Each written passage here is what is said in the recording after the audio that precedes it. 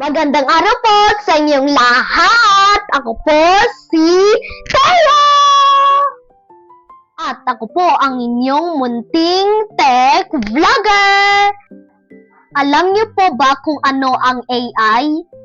Ang ibig sabihin ng AI ay artificial na katalinohan na tumutulong sa atin na mabilis na makahanap ng impormasyon, makapag-aral at makalikha ng mga ideya.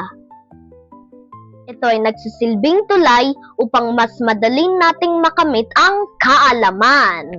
Ngunit may isang mahalagang tuntunin na dapat natin tandaan.